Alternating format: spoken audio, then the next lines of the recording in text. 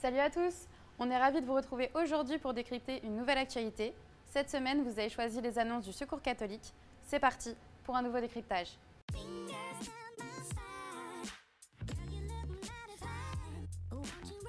Jeudi dernier, la présidente du Secours catholique, Véronique Fayet, a donné ses prévisions lors du rapport annuel de l'association. À la fin de l'année 2020, 10 millions de personnes seront en dessous du seuil de pauvreté en France. Une situation que la présidente estime dramatique dans un pays comme le nôtre.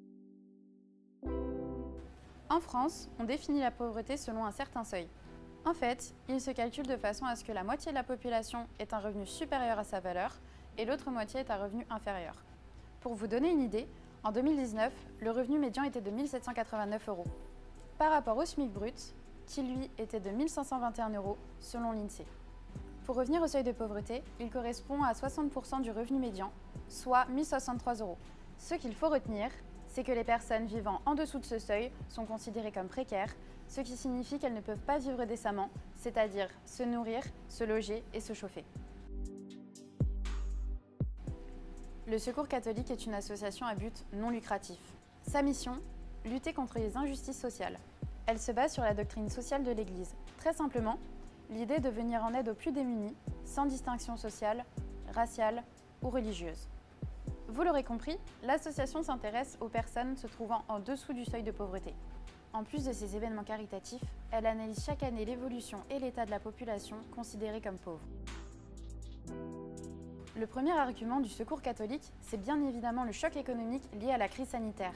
Licenciements, chômage partiel ou fermeture des commerces, bref, de quoi expliquer le nouveau million de Français qui passent sous le seuil de pauvreté cette année et qui s'ajoute aux presque 10 millions déjà existants. Deuxième argument du Secours catholique, la crise financière de 2008 qui a continué à faire des dégâts jusqu'à aujourd'hui en France. Petit rappel, la crise de 2008, appelée crise des subprimes, était liée à des endettements de masse arrivés aux États-Unis et qui se sont apportés dans le monde entier. Dans un entretien avec le journal Le Parisien, Véronique Fayet, présidente du Secours catholique, a soulevé certains enjeux. Nous redemandons la mise en place d'un plancher social qui protège tout le monde des accidents de la vie, que l'on soit jeune, dès 18 ans, ou une personne âgée à la retraite. Un plancher social qui correspondrait à un revenu minimum équivalent au seuil de pauvreté en France, soit 890 € par mois et par personne, selon le Secours catholique.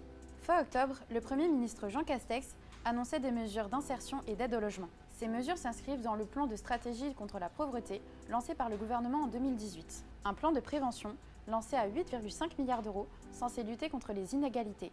Merci à tous de nous avoir suivis. On se retrouve la semaine prochaine pour un nouveau décryptage. En attendant, prenez soin de vous. Salut!